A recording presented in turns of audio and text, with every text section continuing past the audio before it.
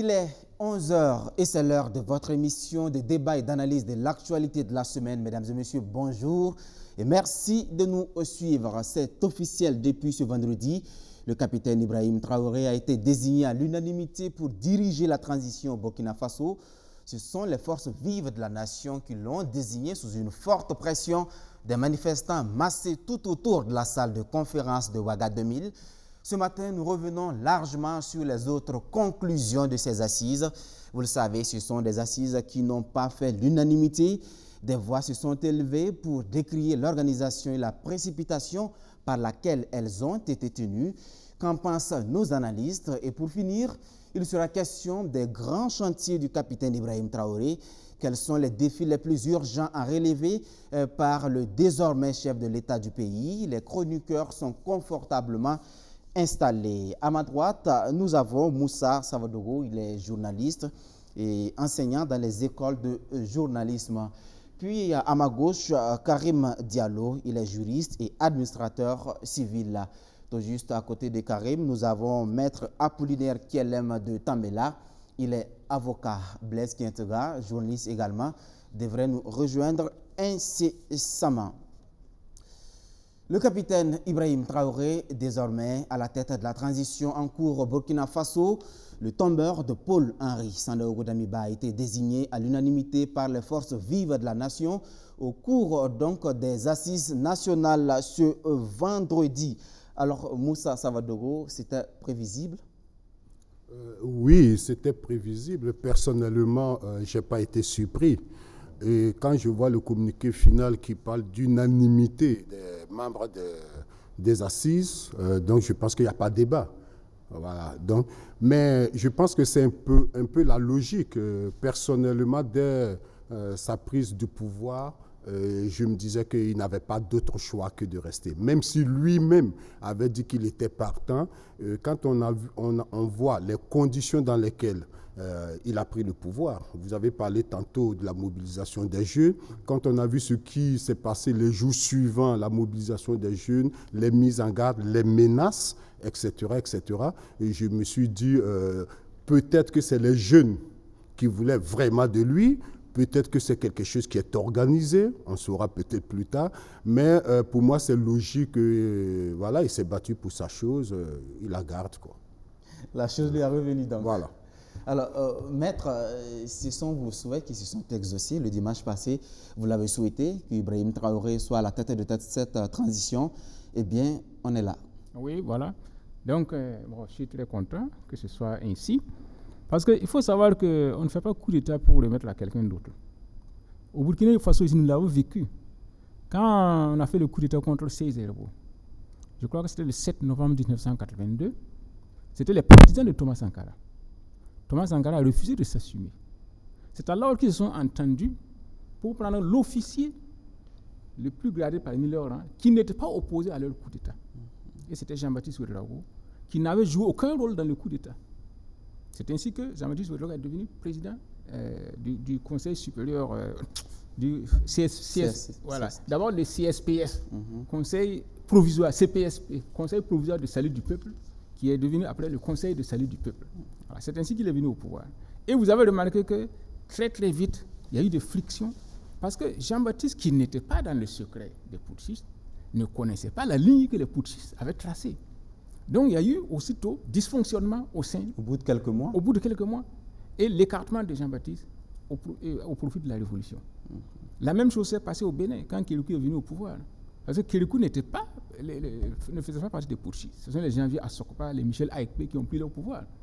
Et ils ont appelé Kérékou, qui était le commandant, le militaire le plus gradé, pour asseoir le pouvoir. Les divergences ont conduit, n'est-ce pas, cette fois-ci en faveur de Kérékou, qui a éliminé Michel Aïkpe et Janvier Assokpa. La même chose s'est produite en Égypte, quand le colonel Nasser a pris le pouvoir. Ils ont remis à un général dont le nom m'échappe le pouvoir, mais très vite les frictions ont conduit à l'écartement du général et Nasser est venu directement au devant de la scène. Oui, mais dans le cas d'Ibrahim Traoré, dès le départ, pendant ses entretiens téléphoniques qu'il a donnés à certains médias, il s'est voulu un peu plus clair. Il n'était pas intéressé par le pouvoir. Mais plus tard, avec le développement des événements, on s'est rendu compte que apparemment, il était intéressé parce que dès déjà la veille, donc de l'ouverture des assises, on a vu le projet de charte qui portait déjà son nom comme étant le président désigné par les forces vives qui ne s'étaient pas encore réunies. Est-ce que quelque part, là, il ne trahit même pas sa parole? Non, il ne trahit pas. Il faut savoir qu'actuellement, nous avons affaire à deux Ibrahim Traoré. Vous avez le Ibrahim Traoré du 30 septembre qui donnait comme priorité à son action l'insécurité. Donc, en donnant comme priorité à son action l'insécurité, il entendait ne pas assumer le pouvoir d'État, mais se consacrer à la lutte contre l'insécurité, dont ils avaient constaté les dysfonctionnements sous le règne de Damiba. Et très vite, vous avez eu le deuxième Ibrahim Traoré qui s'est rendu compte que les aspirations du peuple, ce n'est pas seulement la lutte contre l'insécurité, il y a autre chose en plus. Et qu'il va falloir assumer. Et donc, je pense que ça l'a conduit peut-être à changer d'avis. Vous avez vu, par exemple, les manifestants qui étaient au dehors, etc. Ce n'était pas seulement contre l'insécurité. Il y avait autre chose en plus. Donc, c'est-à-dire que les gens réclament la justice d'abord. Ensuite, ils réclament, n'est-ce pas, un autre partenariat ou des partenariats sous différentes formes. Il y a beaucoup d'aspirations que les gens expriment. Et moi, je pense que cela a dû jouer, n'est-ce pas, dans la mentalité d'Ibrahim Traoré, qui a finalement s'est dit que, bon, écoute, telles que les choses sont, mieux vaut assumer. Alors, Diallo? Bon, je pense que c'est une logique, c'est le processus donc, normal donc, des choses, parce que je considère que le capitaine Ibrahim Traoré, donc, en prenant le pouvoir le 30 septembre, n'avait pas certainement certains éléments à sa possession. Mais au fur et à mesure que la volonté populaire s'est exprimée, il a pensé qu'il était de bon droit d'aller dans le sens souhaité par la majorité du peuple.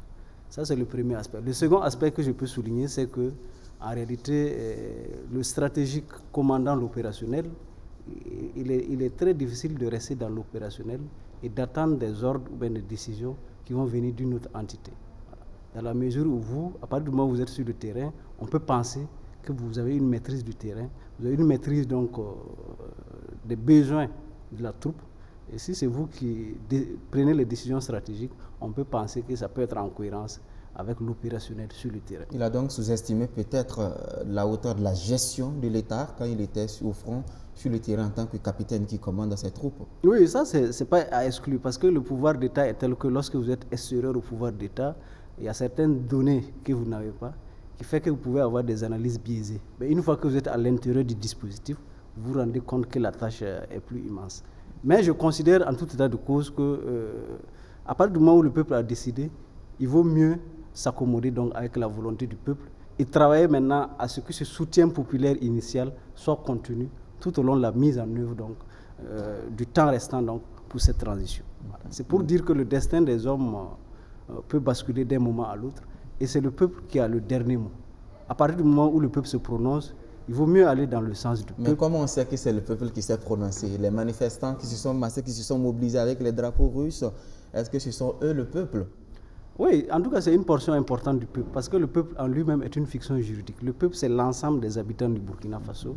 Maintenant, en fonction des tendances, on peut penser que la légitimité populaire est plus substantielle dans le camp donc, de ceux qui portent un appui donc, à la transition. Étant entendu que cet appui intervient dans un contexte où le Burkina Faso lui-même est à la couragée de ses mains, où le peuple burkinabé souffre énormément. Et donc, lorsque vous souffrez, chaque fois que vous voyez donc, une personne qui semble neutre, qui semble étrangère, vous n'avez pas trop le choix que de vous agripper à lui pour espérer avoir une solution donc, à vos préoccupations qui sont légitimes et qui attendent d'être satisfaites. Moussa voulait réagir. Oui, justement, j'ai écouté, je comprends la logique qui a été développée, mais moi, je proposerais une autre lecture. Dire que le capitaine Ibrahim est venu, il ne voulait pas le pouvoir, après le peuple, il avait... Je ne partage pas trop ça. Je ne partage pas trop ça parce que, je dis, ça ne m'a pas surpris qu'il soit président. On ne fait pas un coup d'État, le coup d'État consommé, et après dit, je verrai qui va être président, civil ou militaire. Donc, c'est-à-dire, j'ai pris le risque de faire mon coup d'État et je suis prêt à le donner à un inconnu, sous prétexte que ce sont les assises. Je ne crois pas à ce narratif-là. Personnellement, je n'y crois pas. Surtout que, quand on voit les conditions dans lesquelles le coup d'État a été consommé, parce que le coup d'État a été consommé parce que les jeunes sont descendus dans la rue Et je suis sûr que si les jeunes n'étaient pas descendus dans la rue, peut-être que le résultat serait autre. Et pourquoi les jeunes sont descendus dans la rue? Le discours qui a été vendu aux jeunes pour que les jeunes descendent dans la rue s'avérait être un discours faux. Ah bon?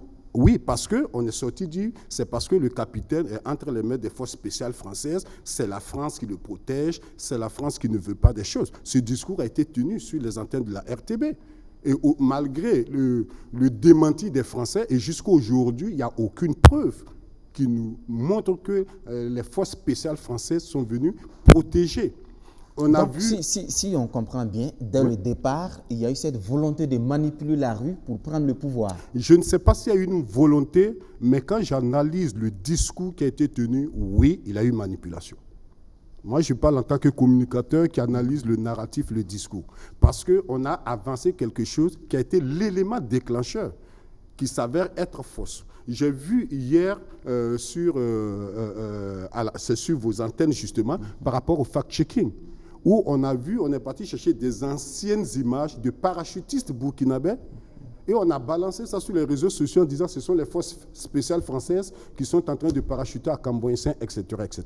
Donc, pour moi, je dis, quand j'analyse tout ça, je dis peut-être qu'il y avait des non-dits au départ.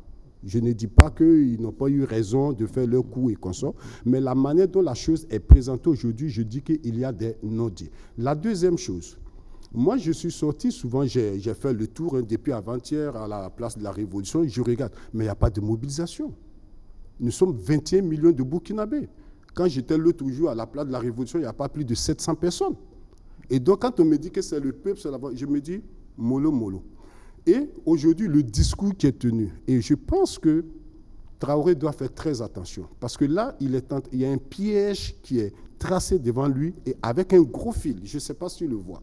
Parce que ces jeunes qui sont sortis pour dire que Traoré ou personne, ils ont une seule envie, qu'on coupe avec la France et qu'on vienne avec la Russie. Traoré est-il capable de le faire? Et s'il ne le fait pas, ces jeunes vont trouver qu'il est un traître. Et c'est un perpétuel recommencement. Et c'est un perpétuel recommencement. C'est pour cela que je dis, moi c'est que le discours, j'analyse. Maintenant, je ne suis pas dans les secrets des dieux pour voir ce qui se passe. Et quand j'ai toujours dit, et je pense que Maître l'a très bien dit, on ne fait pas un coup d'État pour donner à quelqu'un. Et je ne crois pas que Traoré est venu faire son coup d'État pour pouvoir le donner à quelqu'un d'autre. Ça, je n'y crois pas, mais je ne dis pas qu'il ne sera pas un bon président. Ce n'est pas ce que je suis en train de dire. Mais la manière dont on nous présente les choses, moi, ça crée des doutes. Je me pose des questions et peut-être que dans les jours à venir, on saura réellement ce qui s'est passé dans les casernes et qui a murmuré à l'oreille de qui. Merci. Oui, non, maître. Non, moi, c'était... Bon, sincèrement, moi, je crois que dans sa déclaration du 30 septembre, il était sincère. Quand il a dit que lui n'est pas intéressé par le pouvoir, qu'il y aurait des assises, etc. Pourquoi je dis cela? Deux raisons. La première raison est que quand il y a eu le coup d'État du 7 novembre 1982, je vous ai bien dit, c'est Sankara qui était proposé pour prendre la tête. Il a refusé. Voilà. Il a refusé sous prétexte que le peuple n'était pas réuni. Les conditions n'étaient pas réunies. Oui. Deuxième élément, quand il y a eu le coup d'État du 24 janvier 2022, Traoré a été un des artisans principaux de ce coup d'État-là. Et Damiba n'y était pas pour grand-chose. Damiba, ils l'ont coopté parce qu'ils ont estimé que c'était l'officier supérieur sur qui il portait de l'admiration. Donc, ils l'ont appelé en guise d'hommage.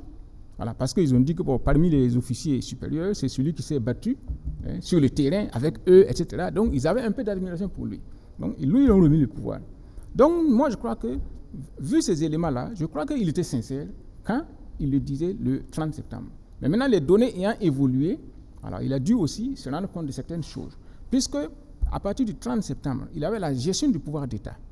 Donc, il a vu d'autres éléments qu'il n'avait pas. Alors, il s'est rendu compte qu'effectivement, il est mieux que moi, j'assume moi-même pour éviter de remettre le pouvoir à quelqu'un d'autre qui va nous faire assister à une scène de déviance pour qu'on parle encore de trahison, etc. Donc, moi, je pense que c'est ça qui a fait changer d'avis le capitaine. Sinon, je pense que le 30 septembre, je l'ai suivi à la télé, il avait l'air de quelqu'un de sincère. Voilà. Les choses ont évolué entre temps. Les choses ont évolué. Maintenant, par rapport... Damiba parlait. Attendez que je finisse. Maintenant, par rapport au public, je pense que ça a été un coup d'État populaire. Pourquoi j'ai dit ça? Parce qu'il y a eu des manifestations d'abord à Bobo, pendant même que Damiba était au pouvoir. Puis il y a eu des manifestations à Ouagadougou. Maître, ces mêmes manifestations ont eu lieu quand Damiba est arrivé au pouvoir. Oui, je sais, mais Damiba était populaire, mais moins que ça. Moins. On Il y a eu moins. On a quel indicateur pour le prouver? Non, moi j'ai suivi les événements. La seule manifestation vraiment populaire pour soutenir Damiba, c'est quand il y a eu la manifestation le 19 février, je crois, à la place de la Nation. Mais ça, dans toutes les régions, il y a eu des manifestations. Mais ça, les gens ont dit que les gens avaient été relayés. Mais pas autant que cette fois-ci. Cette fois-ci, là, je pense que les manifestations étaient beaucoup plus spontanées que sous Damiba.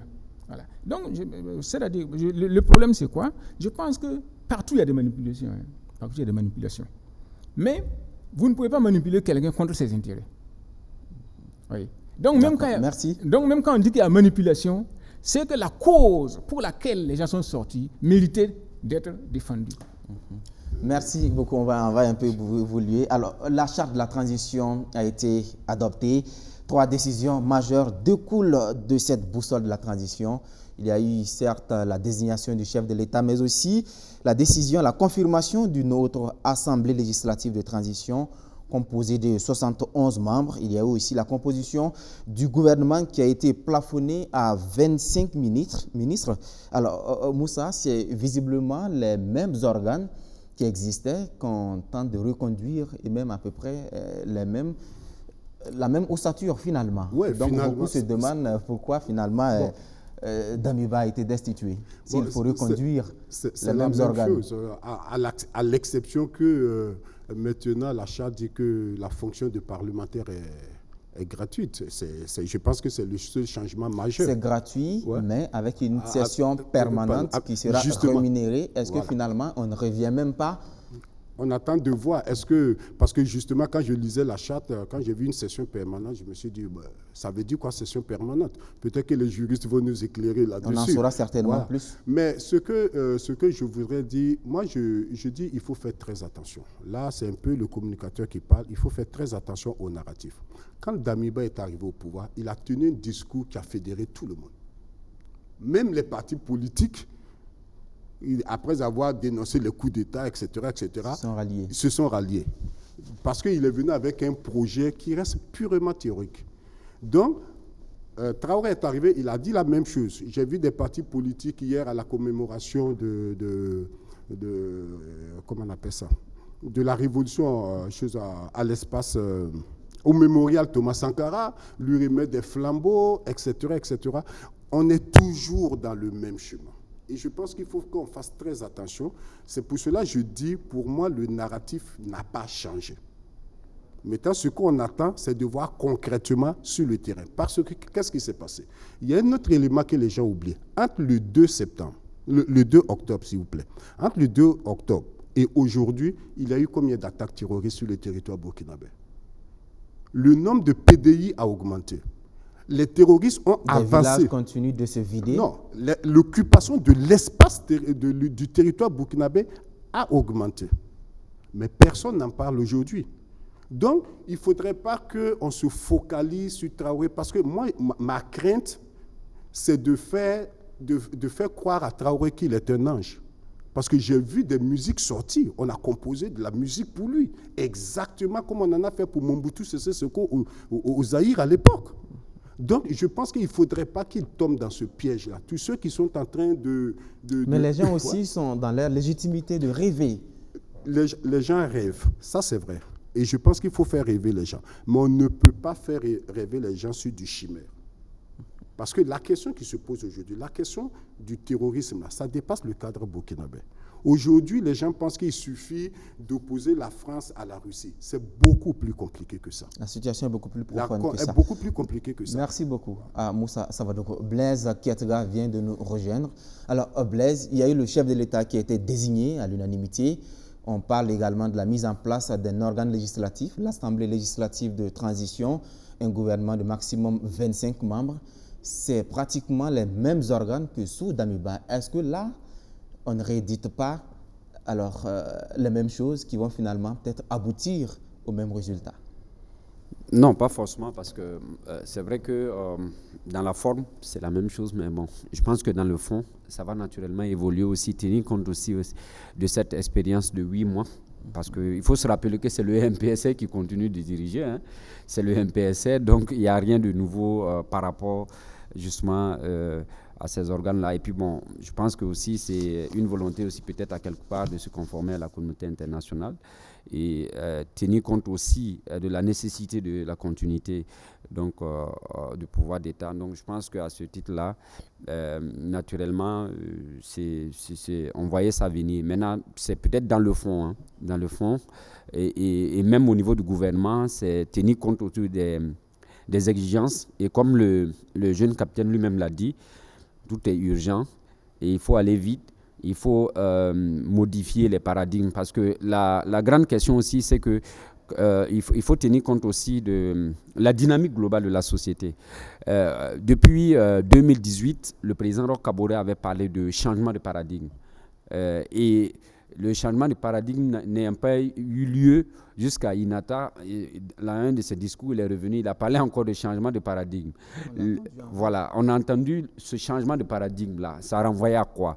Jusqu'au président Damiba qui lui-même a parlé de compromis dynamique, ensuite de changement de paradigme à plusieurs discours, à plusieurs reprises. Et on ne savait pas où se trouve la nécessité de changement de paradigme. Et quand le jeune homme est venu, en 72 heures, en matière de ravitaillement, il est passé, on a vu qu'on a pu rapidement ravitailler des localités. Oui, mais je pense que le ravitaillement des localités qui est gaz, ce n'est pas nouveau. Sous Damiba, des zones étaient ravitaillées, même sous Roch-Marc Christian Kaboré, des zones étaient ravitaillées, ce n'est pas nouveau, ce n'est pas une marque déposée du capitaine Ibrahim Traoré. Non, ce n'est pas que c'est sa marque déposée. Je vais vous dire une chose parce que... C'est des stocks d'ailleurs qui ne sont pas tombés du ciel, qui existaient, mais bien avec sûr, les mêmes structures étatiques et les mêmes partenaires qui sont là. Oui, mais vous savez, on se ment trop au Burkina Faso. Et là, le mensonge, il est à quel niveau? Ah oui, le mensonge, il est au niveau où, par exemple, quand on voit quelque chose qui est fait, on a comme l'impression, moi j'ai comme l'impression ici que les gens font la politique un peu comme Real Barça. Les gens sont des supporters Real Barça.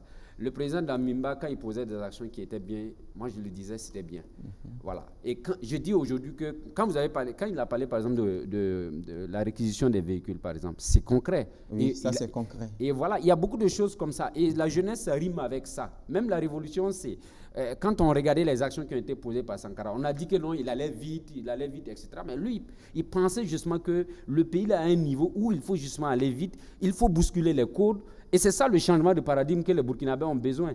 Et je pense que avec sa jeunesse et avec aussi les organes qui sont en train d'être mis en place, si on est dans la logique de serrer le budget, de se serrer nous-mêmes, vous allez voir que non, les choses vont naturellement aller plus vite. Mais je vais dire qu'on sent déjà dans l'attitude, puisque quand vous regardez un être humain, il faut regarder l'attitude et le comportement. Et ce n'est pas pour rien que le curriculum vitae, c'est le parcours de vie.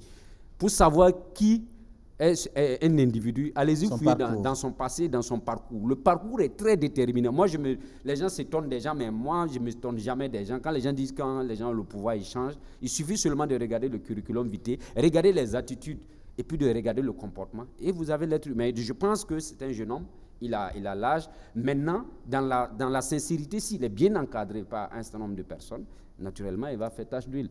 Merci beaucoup, Blaise Ketega. Alors, Diallo, une transition où on parle d'un gouvernement de 25 ministres, d'aucuns estiment que c'est trop. Qu'en pensez-vous? Dire que c'est trop, c'est relatif, parce que tout dépend des éléments d'analyse qu'on utilise. Je dois dire que la construction d'un pays se fait par accumulation et non par élimination. Le président Damiba est arrivé, en 8 mois, il a fait ce qu'il a pu faire, avec quelques acquis et naturellement aussi des insuffisances. Le plus important, lorsqu'un changement institutionnel arrive, c'est de voir est-ce qu'on peut prendre en compte les insuffisances que Damiba avait commises, peut-être de bonne foi, et on essaie de les corriger. Lorsqu'on regarde dans les organes de la transition, on ne peut pas en toute objectivité dire qu'il n'y a pas eu d'amélioration. Je considère qu'il y a eu une amélioration dans la mesure où le COST, le Conseil d'orientation et de suivi de la transition, qui était prévu sous le MPSR 1, n'existe plus sous le MPSR 2. Ne serait-ce que cet élément, on peut quand même dire que ça, c'est une évolution positive.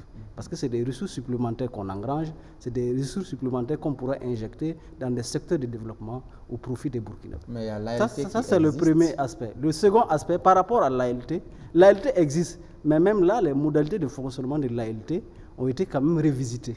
Les mêmes 71 membres demeurent. Oui, parce que l'ALT aussi, comme on le dit, c'est l'arbre à palabre, voilà, dans la pure tradition africaine. Si c'est l'arbre à palabre, si vous ne mettez pas un système qui permette que les enfants du Burkina Faso soient les mieux représentés dans cette instance, là aussi, l'instance n'aura pas joué son efficacité souhaitée. Ça, c'est le premier aspect. Le deuxième aspect, lorsque vous voyez, le salaire est par nature permanent. Or, dans le cas de l'ALT, on dit qu'il n'y aura pas de salaire. Ça, c'est un bon point.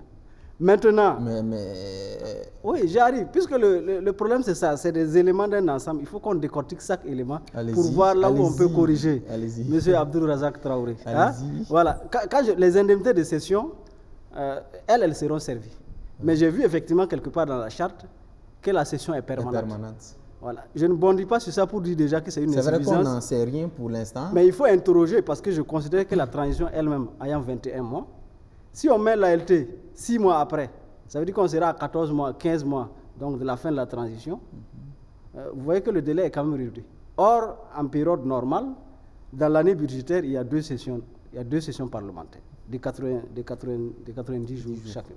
Voilà. Et des sessions extraordinaires. Et même des sessions extraordinaires. Donc on peut comprendre peut-être que c'est le fait de vouloir placer les députés dans un statut unique, dans un régime unique, qui a nécessité peut-être le fait qu'ils aient maintenu la session permanente. Parce qu'en réalité, c'est quoi?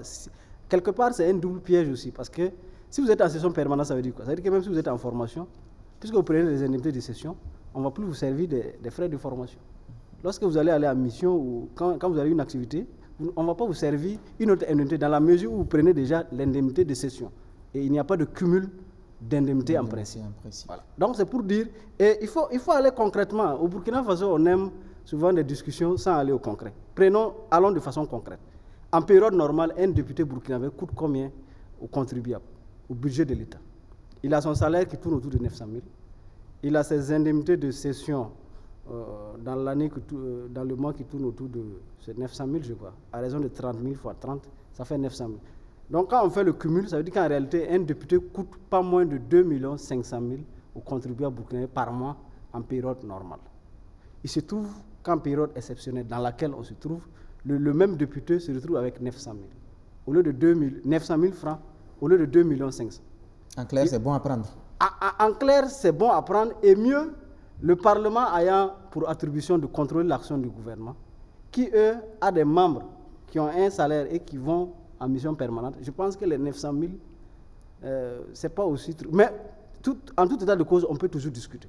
Voilà, on peut toujours discuter. Si on peut encore réduire, je préfère même ça, réduire ça davantage encore, ce serait toujours bien. Voilà. Merci. Je n'ai pas fini. Vous n'avez pas fini? Voilà. Bon, allez-y, vous avez 30 secondes pour aller au bout de vos idées. Merci Razak. Par rapport au gouvernement de 25 membres, je vous avais expliqué la dernière fois que les fusions et les cessions de départements ministériels engrangent plus de ressources supplémentaires que la prise en charge des ministres eux-mêmes. Les organigrammes. Si vous avez 25 membres et que vous les réduisez à 20 membres, ça veut dire qu'il y aura une incidence institutionnelle. Et il y a des directions générales qu'il faut chercher à rattacher. Et il faut prendre le temps de savoir quelle direction relève de telle structure et ne relève pas de telle autre. Ça veut dire que si on fait ça, en 6 mois encore, on va se retrouver, l'administration sera plombée. Ceci dit, ce n'est pas le nombre des organes qui pose problème à mon niveau. C'est la capacité des organes à prendre en charge les préoccupations des Burkinabés. Parce que si on a un gouvernement avec un Premier ministre, le président de la République peut déléguer toutes les tâches administratives et les tâches purement administratives au gouvernement. Et lui, en tant que président du FASO, il se concentre avec son ministre de la Défense sur la question primordiale et principielle qui est la question de la lutte contre l'insécurité au Burkina Faso. Donc je pense que c'est une répartition des tâches qui est tout à fait normale pour peu que chaque acteur joue le rôle qui lui est assigné. Merci beaucoup, Diallo. Alors, Maître, clairement, il est établi que c'est un mandat gratuit au niveau de l'Assemblée législative de transition, mais on n'en dit rien à propos des membres du gouvernement. Et si la tendance se poursuit, certainement qu'il y aura un salaire pour les ministres, pas de salaire pour les députés. Les députés sont censés contrôler les actions de l'exécutif. Est-ce que là, il n'y a pas du deux poids, deux mesures? Est-ce qu'on ne néglige pas un peu l'organe de contrôle, l'organe législatif? D'abord, il y a une rectification. Hein. On ne parle pas de salaire pour les députés. On parle de salaire quand il s'agit d'un employé et d'un employeur. Donc, pour les députés, on peut parler de démoulement, de traitement, ce qui est sûr, à la fin du mois, de rémunération, d'indemnité. Voilà, oui, mais ils perçoivent de l'argent. Voilà, peu importe peut-être la dénomination. Non, les qualificatifs sont différents. Parce que ce n'est pas le même régime. Oui, c'est pas le même régime. Voilà, quand vous percevez un salaire, vous avez le devoir d'assiduité et de vous présenter au lieu de travail, etc., que le patron aurait désigné, tout. Ça, c'est le salariat. Alors que quand tel n'est pas le cas, même s'il y a une rémunération, ce n'est pas le régime du salariat.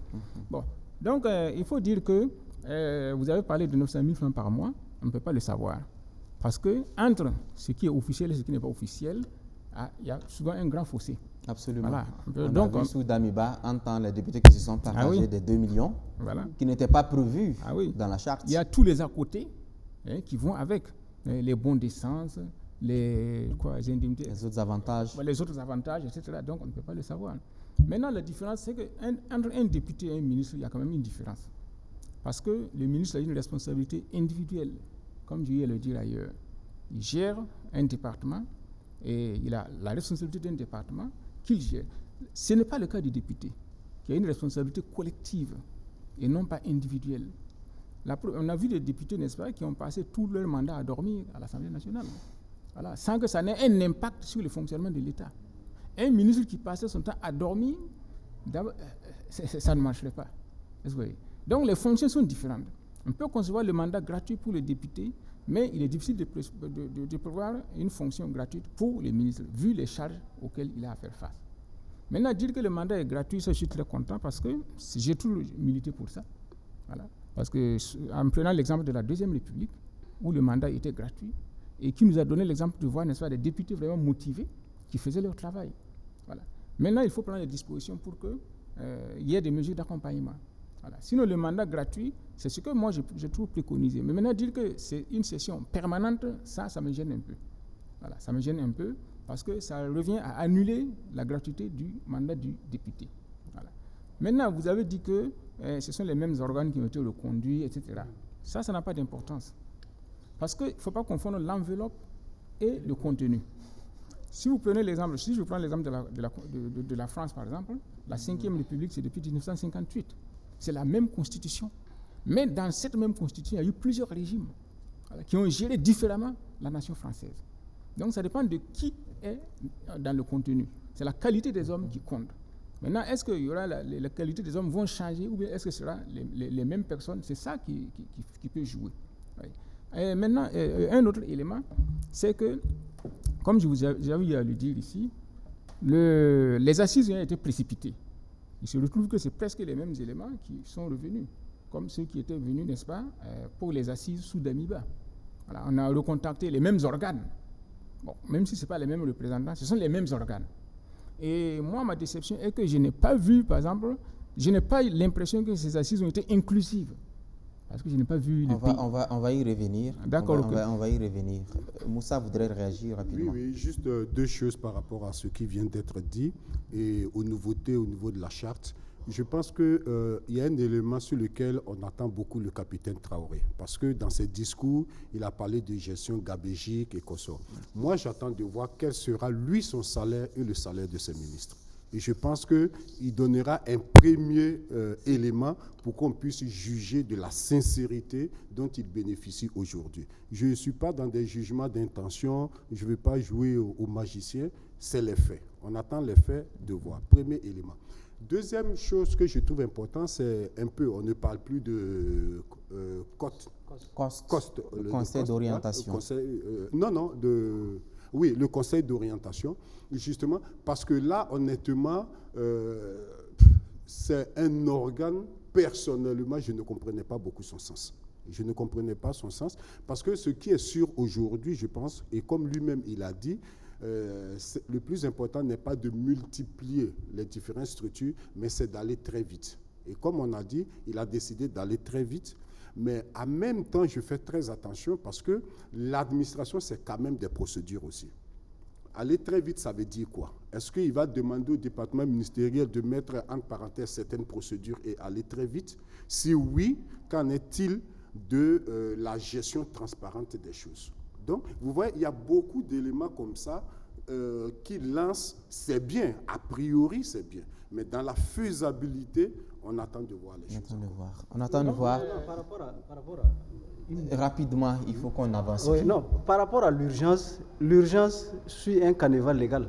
Ce n'est pas parce qu'on est en période d'urgence qu'on décapote les procédures, ce n'est pas ce que ça veut dire. L'urgence, c'est d'aller vite tout en respectant les procédures. Moi, c'est ma compréhension de l'urgence. Mais l'urgence ne veut pas dire mettre à côté ce qu'on avait l'habitude de faire et puis bon, aller hors de la légalité. Non, ce n'est pas ça l'urgence. La bonne urgence... Les procédures imposent la vitesse avec laquelle il faut aller. C'est là moi, c'est juste des questions que je pose. Non, je suis d'accord. On je suis verra. d'accord avec toi. Voilà. C'est pour dire qu'il y a des délais raisonnables de traitement. D'accord. Merci. Bien. Non, il faut dire que 10 secondes. Non, les lois sont faites par les hommes et non les hommes par les lois. Donc, quand on parle de procédures, on peut prendre des mesures qui simplifient ces procédures-là. Voilà. Sous la Révolution, Thomas Sankara l'avait fait. Donc, il avait pris des mesures dans le cadre de la gouvernance révolutionnaire, donc qui remettaient en cause les anciennes mesures conservatrices lourdes, etc., et qui simplifiaient les choses. Donc, le capitaine Traoré, dans l'optique de gouverner dans l'urgence, peut prendre des mesures sur lesquelles on peut se fonder pour aller vite. Donc, il revient à lui maintenant de voir comment faire. Merci beaucoup, maître. Je vous le disais plus haut, la charte a été signée sous une forte pression de la rue. Les encablures de la salle de conférence de Ouagadougou ont été prises d'assaut dès les premières heures. Les participants ont été obligés même de sauter des étapes pour aller à l'article qui devrait désigner donc le chef de l'État.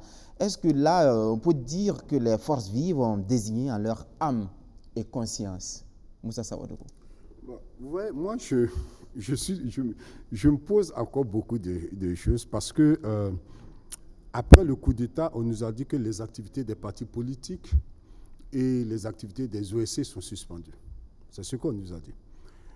Mais pendant ce temps, on a vu, en tout cas, je ne sais pas si c'est des OSC ou comme il faut les appeler, on a vu en tout cas des groupes manifester, occuper l'espace public, et j'imagine que aller occuper la place de la Révolution, par exemple, la place des Nations, ça veut dire qu'on a dû demander une autorisation quelque part.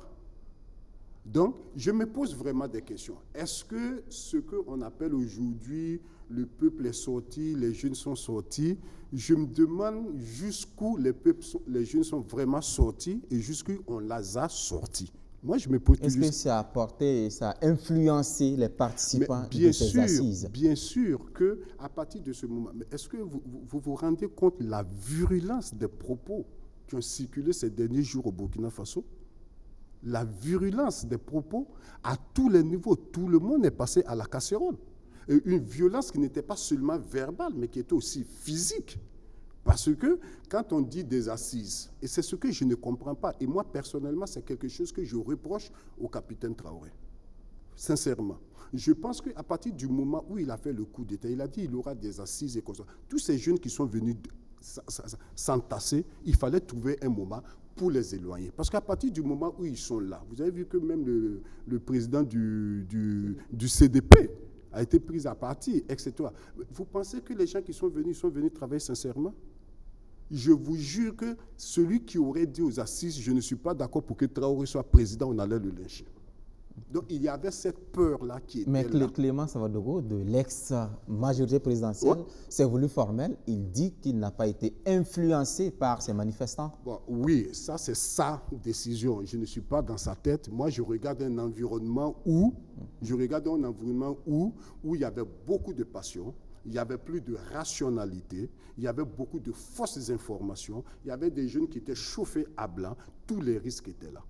Et inviter des gens pour venir discuter de l'avenir de l'État, de la nation burkinabé, je vous jure que tu réfléchis 2 fois avant de dire réellement ce que tu penses. Ça, il ne faut pas qu'on se leurre.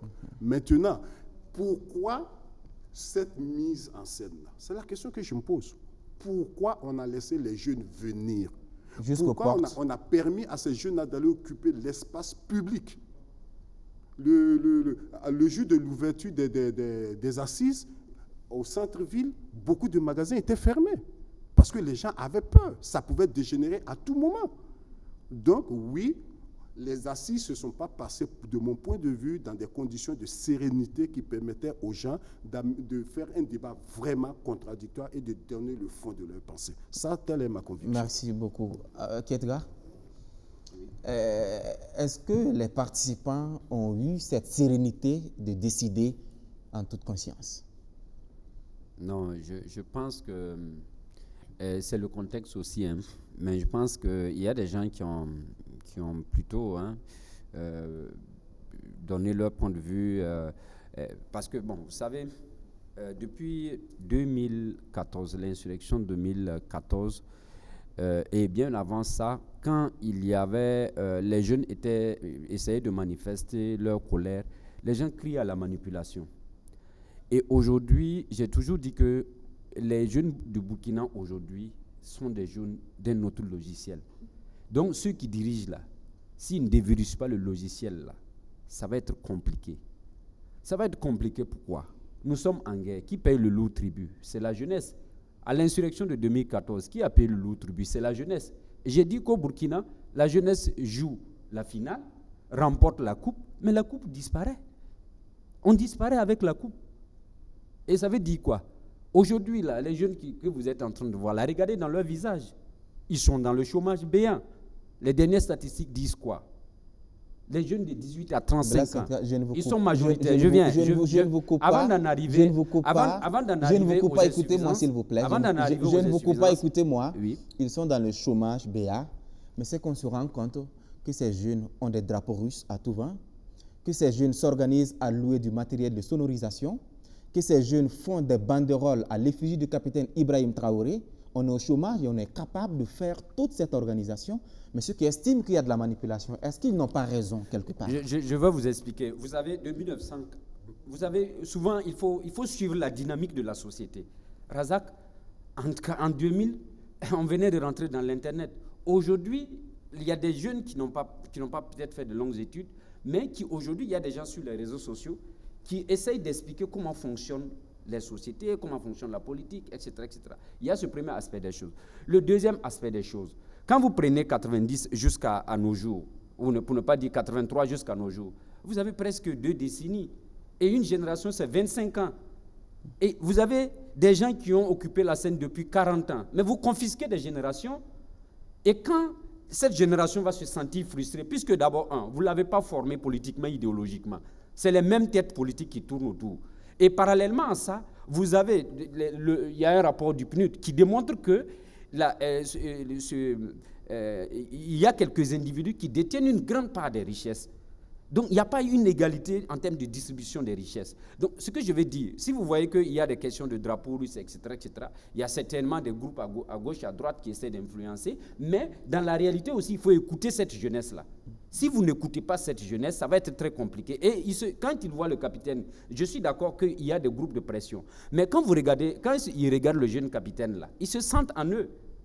Ils se sentent en eux. Donc, c'est tout ça qui a fait que... Et la jeunesse s'est toujours vue trahir.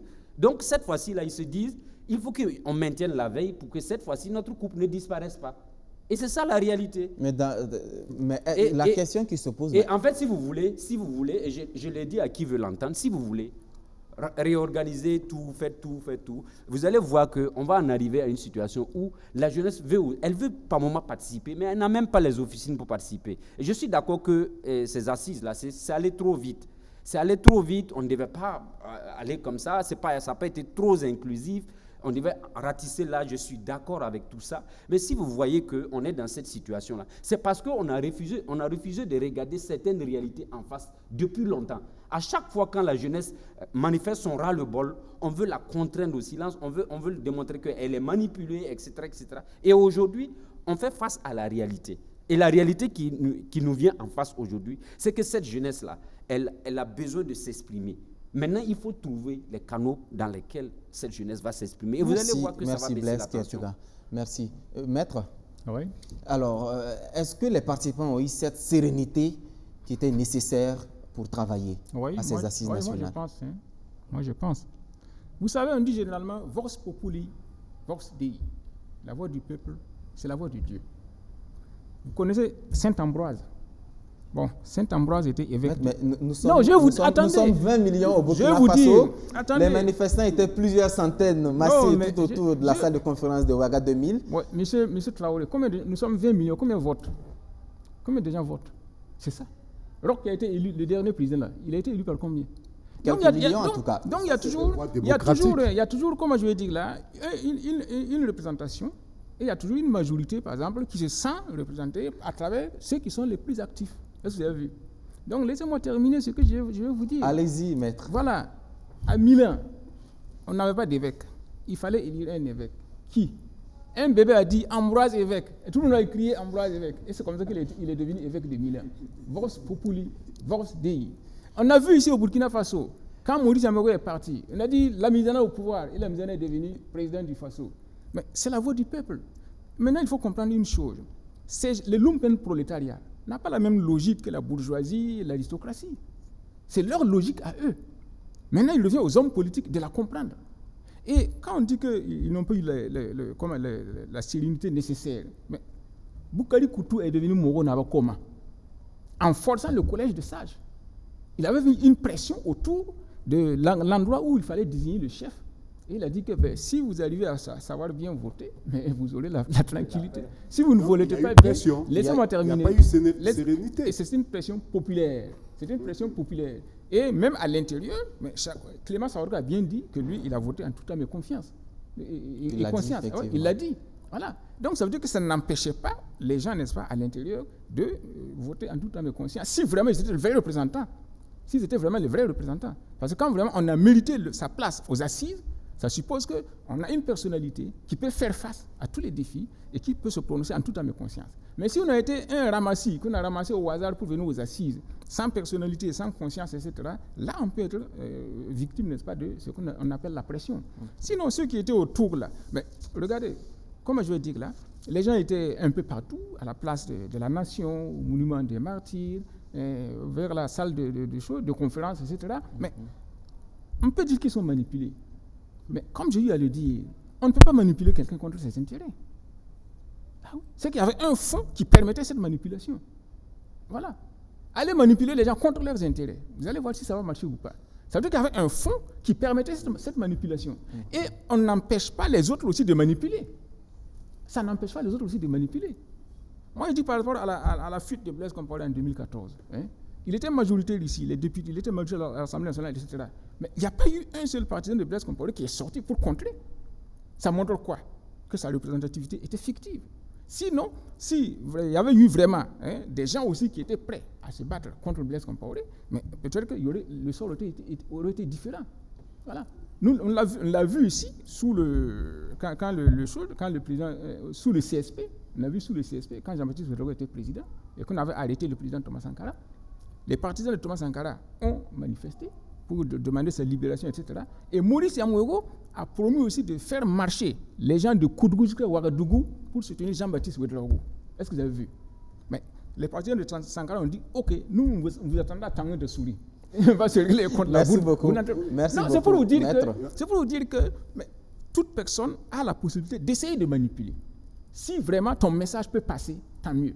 Mais si ces jeunes ont été manipulés, ça veut dire que le message passait et que ça correspondait à leurs aspirations de l'époque. Merci bien, Maître Moussa. Oui, Maître, permettez-moi de ne pas être d'accord avec vous. En communication, quand on manipule quelqu'un, on ne manipule pas quelqu'un sur la base de ses intérêts. Soit on le sensibilise sur la base de ses intérêts pour qu'il puisse adhérer de façon consciente à la chose.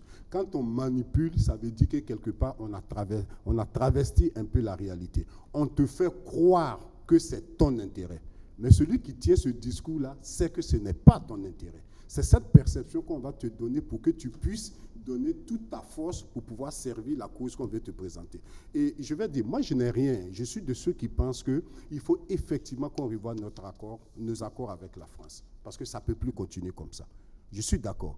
Mais je suis peiné de voir des gens qui sortent avec le drapeau russe, allons-y à la Russie, sans même savoir où se trouve la Russie, sans même savoir quelle est la politique étrangère de la Russie, sans même savoir dans l'histoire quels ont été les résultats chaque fois que la Russie est intervenue dans un pays, depuis l'Afghanistan jusqu'au Mali.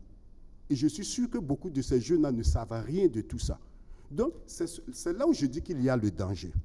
Peut-être que quelqu'un leur a dit « la Russie va venir nous sauver ». Ce n'est pas vrai. Il faut qu'on leur tienne un discours de vérité. Le discours de vérité, c'est de dire « nous avons des problèmes avec la France. Il faut qu'on change nos accords avec la France pour aller vers un accord gagnant-gagnant ». Mais venir de dire « la France dehors, la Russie dedans », c'est là je trouve qu'il y a la manipulation parce que ce n'est pas vrai. Ce n'est pas comme ça que les choses se passent.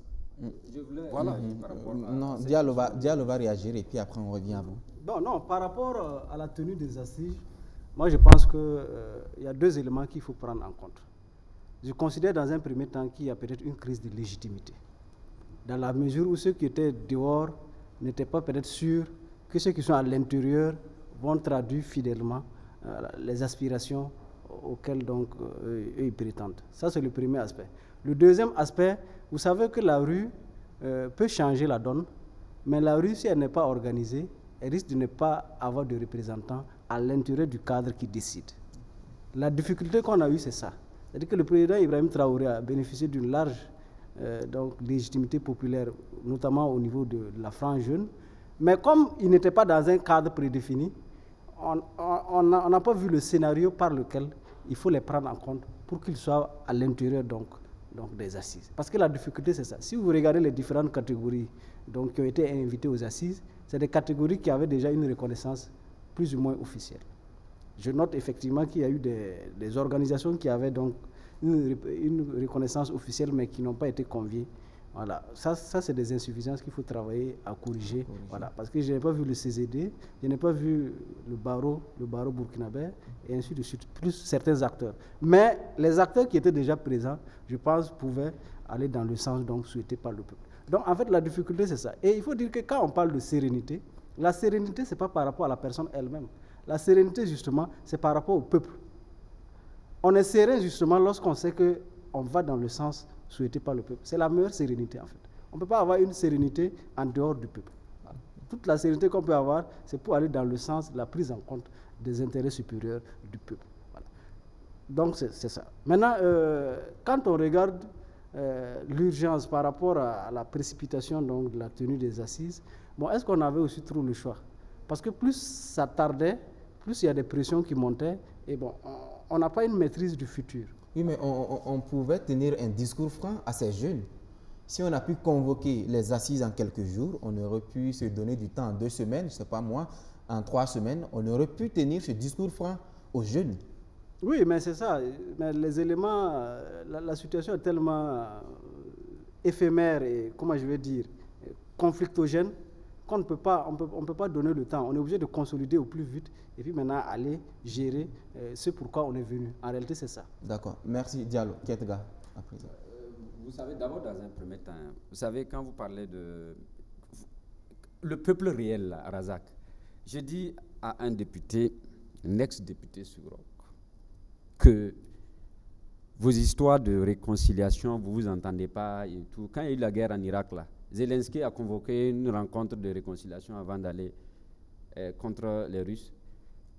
Et ce serait bien que vous, les partis politiques, là, on vous convoie à Bourzanga, à Djibo et à Pama, et vous allez peut-être faire du bénévolat avec les déplacés internes, là, au minimum 2 semaines.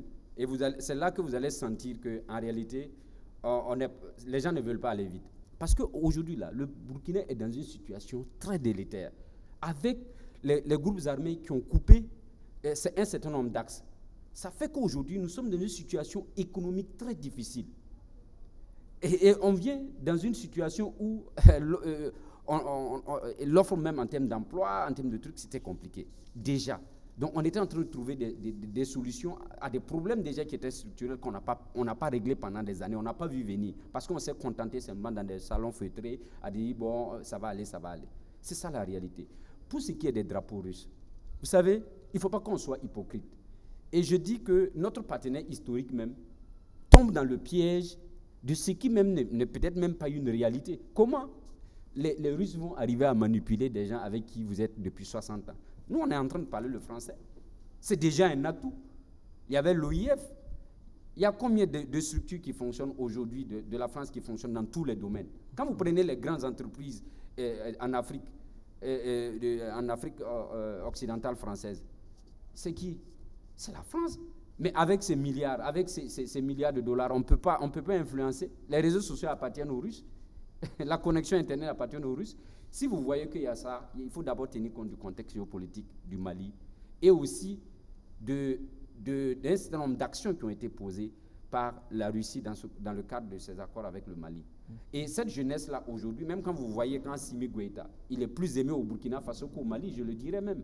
Là, on n'a aucun indicateur pour le dire. C'est ce que je vais dire parce que plusieurs fois, on l'a comparé à Sankara. On a vu les photos de Sankara au Mali, des photos d'Assimi Goïta. Ici aussi, et les jeunes qui manifestaient, moi j'étais sur le terrain, vous allez trouver que non, ils avaient les photos de Goïta et les photos du capitaine. Donc je vais dire que pour ce qui est de la question de la Russie, là, c'est qu'il y a une volonté d'expérimenter d'autres partenariats.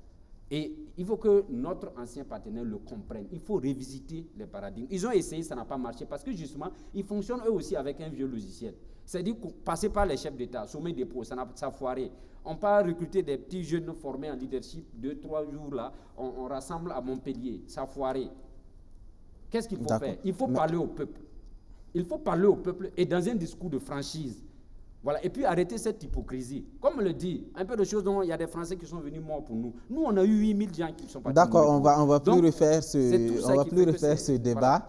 Voilà. On va essayer d'évoluer. On en vient maintenant à l'organisation proprement dite donc, de ces assises, notamment le choix des participants à ces assises nationales. Dans la liste qui a circulé, sur près de 400 participants, on a vu que le MPSR à lui seul a désigné plus de 100 participants, sans compter la grande famille des FDS qui tournait autour de 70 à 80 membres.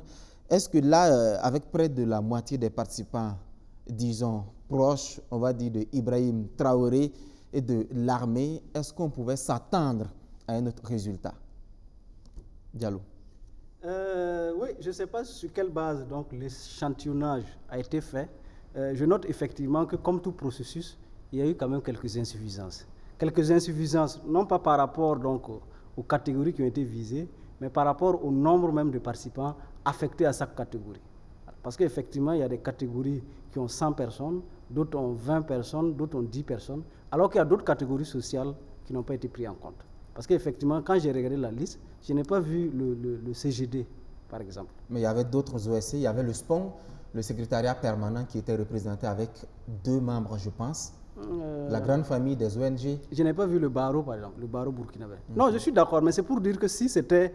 Peut-être que c'est le temps qui a été donné donc, pour préparer donc, les TDR qui n'ont pas permis donc, un meilleur maillage donc, du peuple burkinabé. Mais je considère que ce sont des insuffisances qu'il faut travailler à corriger à l'avenir. Voilà. Je pense que c'est important. Maître.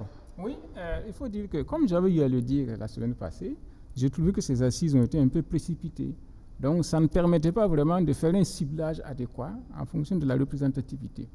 Et donc, quand j'ai suivi les assises, je vous ai dit, bon, ça ne me donne pas l'impression que ce soit des assises inclusives, parce qu'il y a des catégories que je ne vois pas. Je n'ai pas vu les paysans.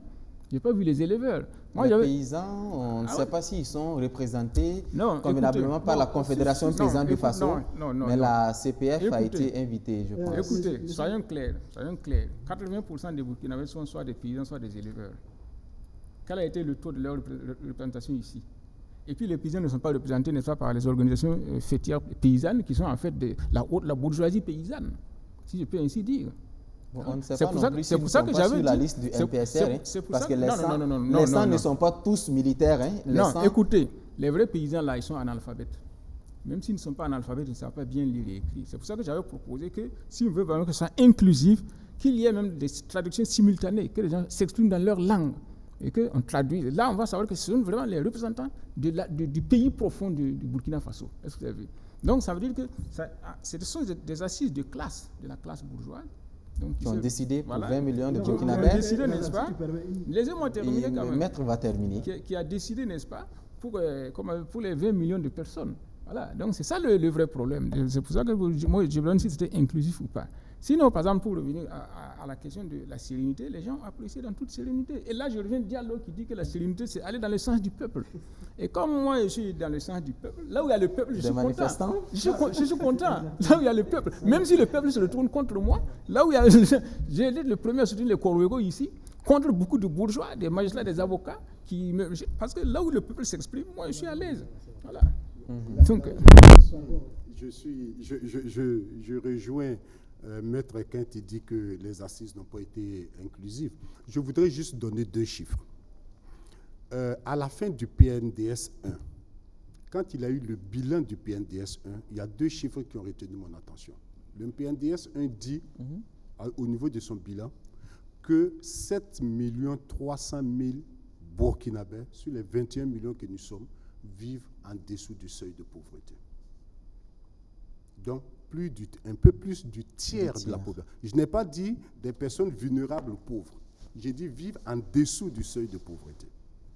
2e chiffre, sur les personnes qui vivent en dessous du seuil de pauvreté, sur 10 personnes dans cette situation-là, 9 personnes viennent du monde rural. C'est ça le Burkina profond. Et quand on parle de peuple, on ne peut pas ignorer ces gens-là. Est-ce que ces gens-là étaient présents aux assises au moment où le pays est dans une crise, où sa disparition, où sa partition devient même une possibilité? En tout cas, les déplacés internes y étaient. Oui, j'ai vu. Je ne sais pas s'ils sont représentatifs de cette population. Moi, je ne parle pas des déplacés internes. Je parle parce qu'en dehors des déplacés internes, la pauvreté, c'est quelque chose qui existe au Burkina. Et j'ai vu même qu'au niveau de l'Assemblée qui sera mise, il n'aura qu'un seul représentant ou 2 représentants. Oui, mais là, est-ce que ce n'était pas aussi impossible de traduire ça dans les actes? Comment est-ce qu'on va désigner cette catégorie? Les pauvres ou bien les misérables? Je ne sais pas. Mais si aujourd'hui, on fait ce tri comment? Si le gouvernement burkinabé arrive à identifier les pauvres et à donner un pourcentage, c'est qu'il sait où ils sont. Il sait les identifier. Donc pour moi, c'est pour cela, vous voyez, moi j'ai un gros problème quand on me parle du peuple. Le peuple, c'est qui? C'est qui le peuple? Parce que c'est vrai que le peuple, il y a une partie. Moi, je pense qu'aujourd'hui, quand quelque chose arrive, je ne dirais pas que c'est le peuple. Je dirais que c'est la partie la plus bruyante du peuple. Parce qu'elle crie fort, parce qu'elle menace, parce que, voilà, elle fait du buzz, elle arrive à s'imposer. Mais ça ne veut pas dire que c'est le peuple. Moi, je ne sais pas, peut-être qu'il faudrait que les sociologues se penchent sérieusement sur cette question-là. Mais moi, quand on utilise le mot, et quand je vois souvent les confrères utiliser le mot peuple, je trouve que c'est utilisé dans un sens très abusif. C'est vrai que dans l'ensemble, il y a une nouvelle dynamique de la jeunesse qui est là, mais le peuple ne se limite pas à la jeunesse seule. La jeunesse n'est qu'une composante de ce peuple-là. Donc, quand on veut parler du peuple, oui, on doit prendre la jeunesse, mais on doit prendre aussi les autres composantes. C'est là où moi, je trouve que souvent, on a l'impression qu'il y a de la manipulation quelque part. Parce qu'en fonction des intérêts ou des idées qu'on veut avancer, on prend un pan du peuple et on dit que c'est lui le peuple. Et je pense qu'à ce niveau-là, il faut qu'on revienne à un discours de vérité et même de morale politique. Parce que tout cela relève pour moi du manque d'un moral, de morale politique. Mais comme je dis, il faudrait que peut-être les sociologues se penchent sur cette question-là. Merci. Ketga, rapidement. Les sociologues sont écoutés. C'est ça la triste réalité du Burkina Faso. Et une élite qui a échoué, est caractérisée par ça. C'est-à-dire qu'elle se sent victime, parce que la réalité, aujourd'hui, je vois des acteurs politiques qui disent qu'eux, ils sont à l'image du peuple.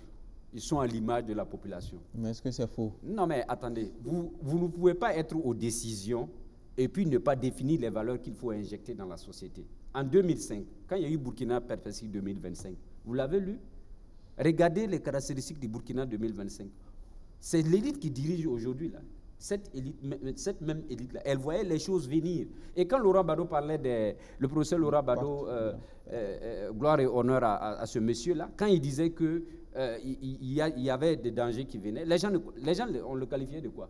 C'était un fou, c'était un monsieur qui ne sait pas quoi faire. Il en est de même des intellectuels qui sont honnêtes et sincères et qui essaient d'alerter.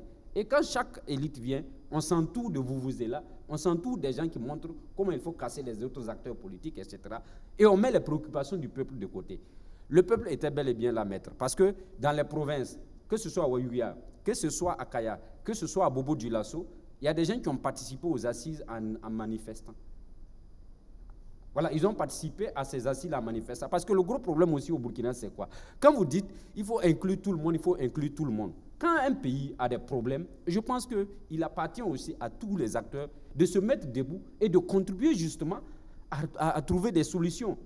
Mais si vous fonctionnez toujours dans des logiques face aux préoccupations, face au péril d'un peuple, les gens sont ainsi, ils veulent qu'on vienne les tirer des salons de leurs femmes pour les mettre, pour qu'ils contribuent au truc du pays. Ça ne peut pas fonctionner comme ça. Et je dis, à un certain moment, il faudrait que les Burkinabés comprennent qu'il faut aller justement résoudre les préoccupations des populations à la base. Et l'expert en sécurité, Mamadou, que vous recevez ici souvent, il a dit quelque chose, mais j'ai comme l'impression que l'élite n'écoute pas. Il a dit simplement qu'il faut qu'on sache que cette crise-là, c'est le monde rural qui est en train de parler à ceux de la ville. Il a dit ça, il a répété ça plusieurs fois dans des interviews. Donc ça veut dire quoi? Ça veut dire qu'il y a eu un certain nombre de projets et programmes qui devaient permettre substantiellement de résoudre la question de l'agriculture et de l'élevage en zone rurale. Il y a eu un certain nombre de projets qu'on a convoyés dans ces zones rurales-là, mais malheureusement, on n'a pas eu d'impact. Et aujourd'hui, les groupes armés sont en train d'exploiter ces failles-là et mettre dans cette situation dans laquelle nous sommes. Merci beaucoup. Blaise Kedga, rapidement pour qu'on en finisse avec ce sujet. C'est ce que Blaise Kedga a dit, en fait, m'a fait venir à l'idée quelque chose. Effectivement, si on veut voir, n'est-ce pas, les invités aux assises, le peuple était absent. Mais le peuple s'est invité lui-même aux assises et s'est fait entendre. Voilà, donc c'est ça la précision qu'il fallait apporter. Le peuple n'a pas été invité, mais il s'est invité lui-même. Et c'est en cela, n'est-ce pas, qu'il faut se féliciter, parce que les gens n'attendent plus qu'on définisse leur rôle. Ils s'octroient leur rôle. Ils s'octroient maintenant leur rôle. Et c'est ça que, c'est pour ça qu'il faut se réjouir, parce que les gens prennent de plus en plus conscience de leur place dans la société. Et donc, c'est la citoyenneté qui prend de l'avantage. D'accord. Merci. L'autre aspect que je voulais souligner en termes d'insuffisance, c'est qu'en fait, la difficulté qu'on a eue, c'est qu'au niveau des catégorisations, il y avait des sous-catégories. Ça fait que même si vous désignez la catégorie, si la catégorie elle-même à l'intérieur ne prend pas en charge l'ensemble des branches qui la composent, on se retrouve dans une situation un peu biaisée. Je prends un exemple. Si vous prenez par exemple les OSC, organisations de la société civile, il y a les associations, voilà, et il y a d'autres acteurs. Mais quand vous regardez, ils vont prendre deux éléments donc, de la catégorie. Mais non, je suis d'accord. Combien d'associations? Non, je suis d'accord. Un petit pays avec 8000 associations. Oui. Vous avez combien d'OSC aujourd'hui? Les OSC même qui n'ont pas de récipicés et qui font la grande gueule, on a fait des couvertures. Non, je suis d'accord. C'est pour dire que non, je suis vous avez d'accord. des OSC qui sont pilotés par 3 personnes. Oui. Mais pour améliorer le leader plus 2 loubards, c'est tout. Non, mais pour améliorer, c'est-à-dire les prochaines fois, c'est ça. C'est de voir à l'intérieur des catégories quelles sont les sous-catégories que l'autorité peut déjà identifier. Là, ça permet à celui qui reçoit la correspondance au nom de la catégorie de faire l'inventaire des éléments essentiels et des éléments importants. Ce travail peut être fastidieux. Voilà, on aura besoin de plusieurs semaines. Exactement. Dans un contexte où on veut aller vite et bien. Exactement. Ça peut être difficile. C'est pour ça que voilà, cette insuffisance a dû certainement fuiter. Mais pour l'essentiel, on considère que les assises ont été quand même inclusives. Et le peuple était à côté donc pour contrôler, pour veiller au grain. Donc bon, l'essentiel c'est d'aller de l'avant. Parce que quand vous avez des difficultés, quand vous ne maîtrisez pas l'intégralité de votre territoire, si vous restez trop aussi dans des discussions de chapelle ou bien de bureau, vous pouvez oublier l'essentiel. Merci beaucoup, Diallo. Fini donc les assises nationales, la charte adoptée, place maintenant à la mise en œuvre des décisions prises. Et là, tout de suite, quelles devraient être les priorités du capitaine Ibrahim Traoré? Vraiment, il y a beaucoup de priorités. Parce que aujourd'hui, quand on fait une analyse, évidemment, il y a la question sécuritaire qui est là. Je pense que c'est la priorité des priorités. Mais n'oublions pas qu'actuellement, le Burkina Faso vit une inflation d'environ 20%. Donc la vie chère, qui reste aussi une priorité, parce que beaucoup d'analystes disent que ça, c'est encore une bombe qui est en train de venir. Parce que si le prix des denrées et consorts continue à augmenter comme ça, et qu'on ne résout pas vite cette question-là, tous ces jeunes qui sont sortis là, s'ils n'arrivent pas après à se nourrir, c'est eux-mêmes qui vont sortir pour dire « vous nous avez trahis encore ». Donc, je pense que le développement au niveau social et économique reste aussi une priorité. Et pour moi, c'est pas des choses, il y a pas de, on ne peut pas dire qu'il y a une priorité après l'autre. Je pense qu'il faut se battre sur plusieurs fronts. Et l'autre élément, c'est un peu la réconciliation nationale. Parce que cette réconciliation nationale a tellement divisé ce pays-là qu'on ne Mais elle était censée réunir le peuple. Oui, mais voilà, mais on constate que ça a encore divisé le peuple et je pense qu'il faudrait que, en plus de la sécurité, en plus du développement économique, je pense que l'autre priorité, c'est vraiment la réconciliation nationale. Parce que si cette réconciliation nationale n'est pas faite, on va trouver des ralliements de circonstances, etc., mais dans le fond, on ne va pas. Donc, ce ressentiment-là va continuer. Et la quatrième priorité pour moi, c'est la lutte contre l'incivisme. Parce qu'il il faudrait qu'on remette de l'ordre, effectivement. Les assises sont là, le président est désigné, les structures démocratiques seront mises en place, que chacun reparte à son niveau. Il n'est plus question que quelqu'un se lève aujourd'hui sous prétexte d'être une OSC et de vouloir venir parler au nom des structures de l'État, etc. Et je pense que le capitaine devrait balayer ça. Et je pense que le plus dur pour lui, c'est ce devoir d'ingratitude qu'il doit avoir vis-à-vis des jeunes-là. Est-ce que ça ne va pas se retourner contre lui? C'est à lui de savoir manœuvrer. C'est lui qui les a fait sortir. Les jeunes ne sont pas sortis d'eux-mêmes. Ils sont sortis parce que quelqu'un leur a tenu un discours, comme je vous disais au début. Et c'est ce discours-là qui a déclenché tous les événements qui ont suivi. Donc aujourd'hui, le capitaine, et je pense que le capitaine Traoré doit se mettre en tête qu'il n'est plus le capitaine de la rue. Il est le président du Faso. Il doit passer de sa casquette de capitaine militaire là, à homme d'État. Il faut qu'il opère une mue. Et s'il n'opère pas cette mue-là, il va aller droit dans le mur. Et je pense qu'il n'y a même pas de miracle. On n'a pas besoin d'être un magicien pour le comprendre. Il ne peut pas continuer à gérer l'État comme il a géré sa caserne avec les gens qui étaient dans la rue, ce qu'on appelle le peuple qui s'est invité. Donc, il a un devoir d'ingratitude vis-à-vis de ces jeunes-là. Et il faut qu'il ait le courage de l'assumer. C'est de dire aux jeunes-là, vous arrêtez ça, partez travailler maintenant. Nous, on va créer les conditions pour vous, pour que vous travaillez en tant que chef d'État, c'est son rôle, de créer les conditions pour parler comme Kagame à sa jeunesse. Il disait que je ne suis pas là pour créer des emplois pour vous. Je suis là pour vous faire rêver et de créer les conditions pour lui. Donc moi, ce que j'attends du capitaine aujourd'hui, c'est cette mue-là. Est-ce qu'il va muter ou pas? D'accord. Merci beaucoup. Diallo? Le premier élément que je voulais souligner, c'est qu'il faut qu'il chasse qu'il n'est plus le chef partisan, mais il devient le président de tous les Burkinabés. À partir de là, il y a un certain nombre d'implications qui vont se dégager. Voilà. Lorsque vous êtes président de tous les Burkinabés, il faut faire en sorte à prendre l'intérêt général, faire en sorte à ne pas encore bipolariser donc, les Burkinabés. Voilà. Ça, c'est le premier aspect. Le deuxième aspect, il faut qu'il y ait une bonne répartition du travail. Voilà. Parce que le gouvernement qu'il va mettre en place, le Premier ministre peut s'occuper des affaires administratives, et lui, son ministre de la Défense, s'occuperont des questions essentiellement voilà, de guerre. Parce qu'en réalité, pour améliorer donc ce que le président Damiba avait commencé, c'est qu'au lieu d'une mise en œuvre concomitante des priorités de la transition, qu'on procède à une mise en œuvre intermittente voilà, des priorités de la transition en mettant l'accent prioritairement sur la question sécuritaire. Si la question sécuritaire gagne une réponse assez satisfaisante, elle peut influencer, elle peut faciliter la mise en œuvre des autres points tenant à la réconciliation nationale, tenant donc à la bonne gouvernance et ainsi de suite. Voilà. Merci beaucoup, Diallo. Maître? Oui, moi je pense qu'il y a deux priorités qui s'offrent à lui.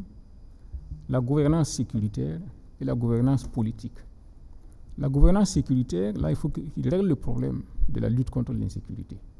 Et ça, je pense qu'il le sait. Ça a été la principale motivation de son avènement. Alors, à ce niveau, concrètement, comment il s'y prend? Il arrive dans un contexte où l'armée est quelque peu divisée, la situation est tellement gangrénée. Comment tout de suite il s'y prend pour avoir des résultats? Non, il a 21 mois, on le rappelle. Écoute, non, il a même dit que les 21 mois là, c'est peut-être trop. Hein. Oui, mais ça, c'était peut-être, comme vous l'avez dit vous-même, dans ses déclarations. Oui, non, ça c'est politique. Sincère, je pense que sur le plan, sur le plan militaire, il s'y connaît. Je pense que c'est un homme de terrain. Moi, j'aurais appris qu'il a frôlé plusieurs fois même la mort sur le terrain de combat. Donc, quand il se prononce comme ça, c'est qu'il sait de quoi il s'agit. Donc, il sait pourquoi la lutte contre l'insécurité ne marchait pas. Il a parlé de dysfonctionnement qui existait. Donc, s'il arrive à résoudre ce problème-là, je pense que le problème ça va aller de l'avant. Parce que ce n'est pas une question d'armes, ce n'est pas une question de ravitaillement en nourriture par rapport aux troupes qui combattent. C'est une question de dysfonctionnement qui provoquait tous les problèmes dans la lutte contre l'insécurité. Sinon, les gens qui sont sur le terrain, il y en a qui sont vraiment très motivés. Voilà.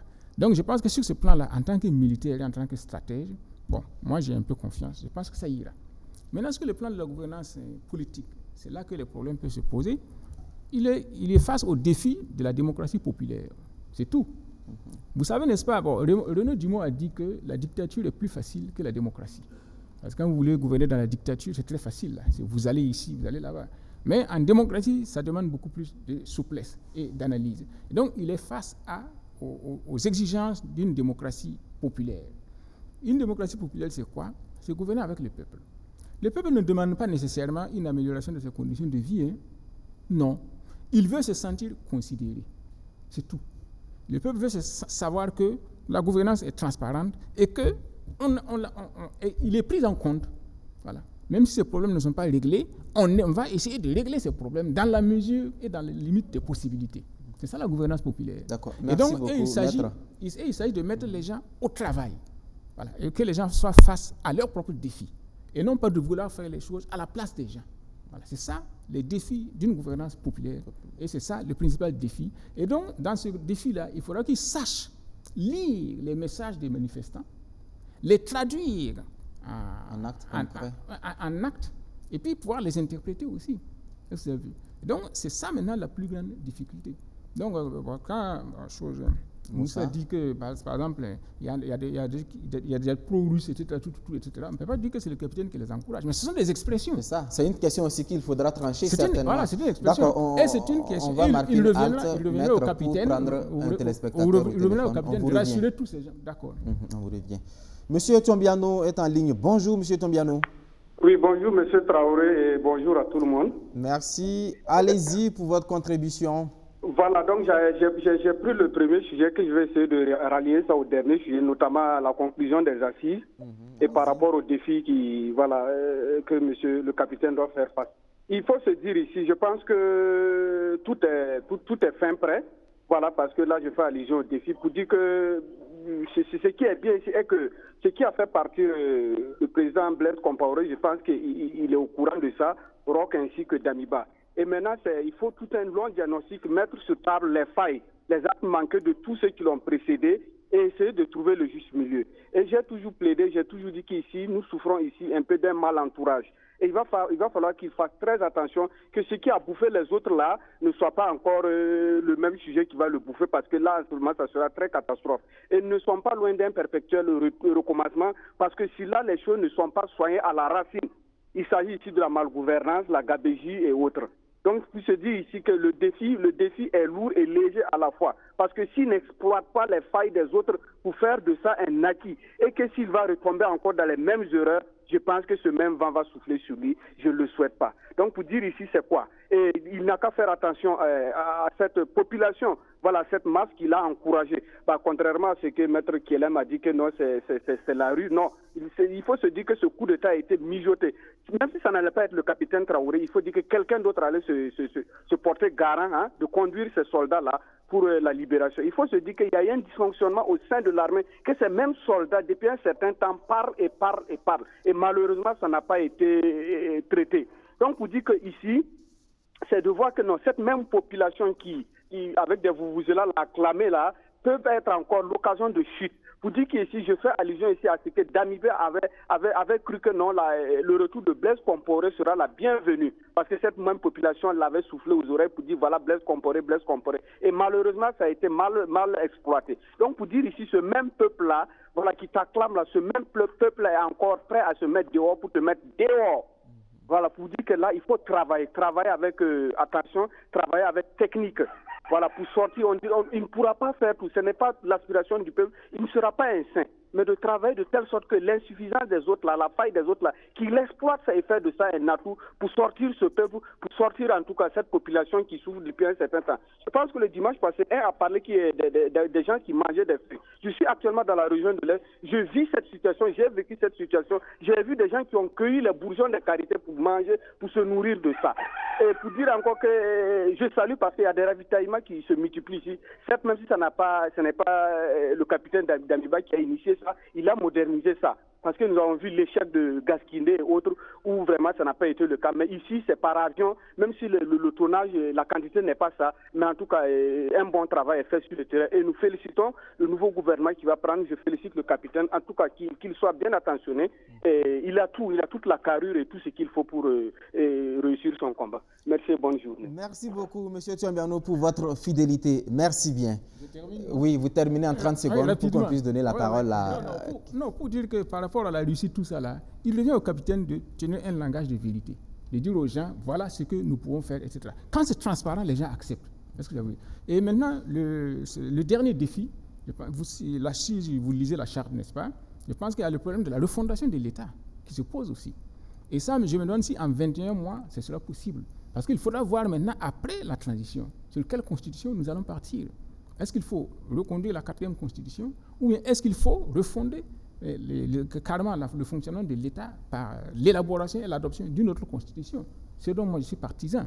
Parce que une constitution qui va s'inspirer de notre expérience propre et de nos valeurs culturelles et historiques. Voilà. Donc voilà pour moi les principaux défis qui s'offrent au capitaine.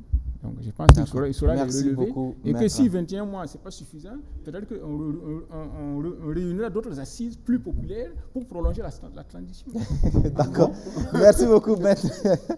On va prendre un dernier téléspectateur, Blaise, avant de vous revenir. Monsieur Seydou Ouedraogo nous appelle depuis Ouagadougou. Bonjour, monsieur Ouedraogo. Oui, bonjour, monsieur Traoré. Bonjour, allez-y pour votre contribution. Ok, merci. Oui, parlant de manipulation, je voulais rallier la position de Maître Thielem qui dit qu'en substance, qu'on est manipulable sur la base de ses intérêts. Alors, quand j'écoute M. Ouedraogo, je lui dirais que l'opinion majoritaire, bon, c'est vrai, pas un sondage, mais la tendance, la plus grande tendance, c'est la rupture avec la France. On ne dit pas une rupture pour une rupture, pour dire qu'on n'aura pas de relation de coopération avec la France. Non. Mais surtout du côté du volet militaire, qu'il y ait un changement à 180 degrés. Alors, maintenant, pour en voulant se rallier à la Russie, mais s'il estime que aller avec la Russie pose un problème, mais il peut susciter, j'allais dire, une opinion. Et lorsque cette opinion sera majoritaire, mais ce serait l'opinion peut-être qui serait défendue. Donc pour le moment, moi je pense que tout est jouable. Hein. Alors, qu'ils permettent à ceux qui comprennent qu'aujourd'hui, il faut aller vers la Russie. Et surtout, il est dans l'intérêt de notre pays d'aller vers la Russie. C'est quoi? Quand on prend l'arrivée du président, du capitaine, c'est dû au manque de sécurité. Mais sur ces aspects, on a la conviction, sans pour autant avoir la démonstration comme cela se ferait en mathématiques, que c'est la Russie qui pourrait nous sortir de l'ornière. On a vu l'exemple avec la France. Monsieur Ouedraogo, on aboutit, oui. Qu'est-ce qui vous fait dire que la Russie, c'est la panacée? Simplement, on dit qu'on ne change pas une équipe qui gagne. Avec la France, on n'a jamais gagné. Alors, le minimum... Est-ce qu'on a déjà gagné avec la Russie? Mais ça, c'est un élément nouveau qu'il faut expérimenter. Mais... Alors, on n'a pas... Comme on ne gagne pas avec la France, en changeant de partenaire, mais ça ne veut pas dire forcément qu'on coupe les ponts. On peut changer des partenaires en allant vers la Russie, en allant vers la Turquie, en allant vers d'autres pays. Mais l'essentiel, c'est de changer. Mais ce qui me plaît en la décision du capitaine, c'est qu'il a dit qu'on va réviser les accords. Et là, je pense que tout le monde est unanime que nos accords avec la France sont des accords à réviser. Ça, c'est déjà un grand pas. Maintenant, si ceux qui veulent susciter autre opinion ou qui veulent défendre la France estiment qu'ils sont dans la meilleure des positions, alors ils mettent le débat aussi sur la place publique, les gens en débattront et on verra vers quelqu'un la balance va pencher. Mais sinon, pour le moment, en tout cas, moi, je penche pour le changement de paradigme. Et c'est valable dans nos relations avec d'autres pays étrangers. Mais ce que je n'admets pas, qu'on dise, oui, bon, ce serait un saut dans l'inconnu, voilà, et que, bon, notre partenaire naturel, qui est la France, là, bon, faudra... Non, là, je ne suis pas d'accord. Je ne suis pas d'accord. D'accord. Depuis, Merci avant beaucoup. l'indépendance, jusqu'à la période actuelle, ça a été avec la France et on a toujours échoué. Les terroristes gagnent du terrain de jour en jour. Il faut changer de pouvoir. C'est ce que je voulais. D'accord. Merci beaucoup, M. Seydou Ouedraogo, pour votre contribution. On va donner la parole à Blaise Ketega avant de clore cette émission. C'est vrai que moi, je n'étais pas né sous la Révolution, mais mettre là pour témoigner. Vous avez les cités qu'on a merveilleusement construites, qui aujourd'hui habitées par la bourgeoisie insouciante. Là. Regardez le nombre de réalisations qui ont été faites sous la Révolution, maître. Est-ce qu'il fallait mettre en place des commissions qui vont s'asseoir, statuer de la probabilité, de la faisabilité, de quoi? Le peuple a de ses réalités. On vous dit de réaliser des barrages. Vous dites si vous n'avez pas de 10%, ça ne se réalise pas. On vous dit de résoudre les préoccupations du peuple.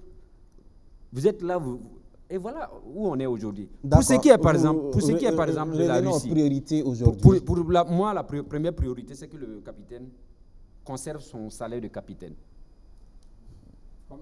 Comme Thomas Sankara. Il conserve son salaire de capitaine. Ça va déjà donner un signal. La deuxième chose, il faut trouver du travail aux politiciens. Très sincèrement. Et on connaît les politiciens qui se bagarrent depuis longtemps. Là. On les connaît. Il faut leur trouver du travail. Parce que si d'autres aussi... Qu'est-ce que ça veut dire, donner du travail aux politiciens? Non, il faut leur trouver du travail pour qu'ils se sentent aussi là-dedans. Hein. Moi, je l'ai dit au MPSR. Ils sont déjà à l'ALT? Non, à l'ALT, ils ne sont pas suffisamment représentés. Il y a d'autres qui avaient déjà pris des prêts pour certaines choses. Donc, il faut les aider. Il faut leur trouver du travail pour qu'ils soient utiles. C'est pour cela, moi, je suis de ceux qui pensent que si vous envoyez d'autres à Bourzanga, d'autres à Guibo, d'autres à Pama, comme des volontaires pour aider à s'occuper des déplacés internes. Ça à du populisme. C'est pas du populisme. Non, ça veut dire que c'est leur contribution. Même le concept VDP, nous on a toujours dit que vous, Razak, vous pouvez être un VDP journaliste, Maître peut être un VDP intellectuel. Non, ça veut dire les politiciens aussi peuvent... Non, on est en guerre. Non, allez-y. On est en guerre. Et les gens, vous savez, la réalité, c'est que si les politiciens ils ne sont pas occupés, ils vont emmerder. Et vous savez qu'ils ont des assises. Ils vont emmerder. Donc moi, je trouve qu'il faut d'abord que ce passif-là, avec les politiques-là, il faut qu'on trouve un cadre. C'est pour cela que moi, je dis que les dignitaires religieux coutumiers n'ont qu'à réunir ces gens-là. Ketega, l'état de droit a défini ça. Est-ce qu'on se comprend?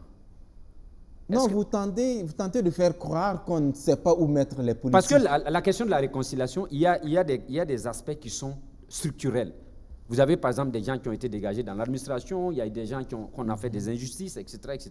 Il y a des dossiers judiciaires, il y a des crimes économiques, il y a des questions de... C'est plus de 30 000 dossiers. Des parcelles, il y a les militaires et policiers radiés, etc., etc.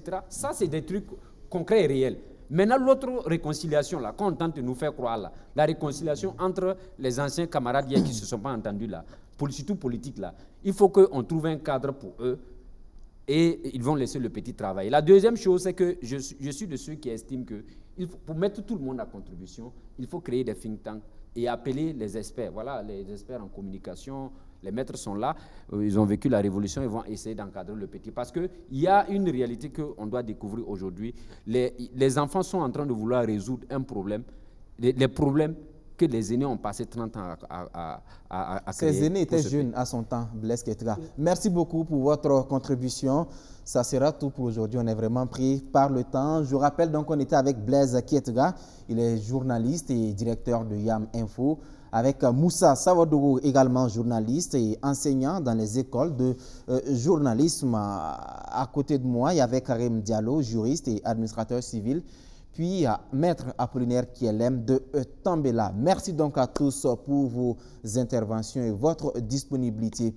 Et c'est ici que prend fin ce numéro de Presse Eco. Merci à tous de l'avoir suivi. On se retrouve le dimanche prochain, Inch'Allah. Portez-vous bien.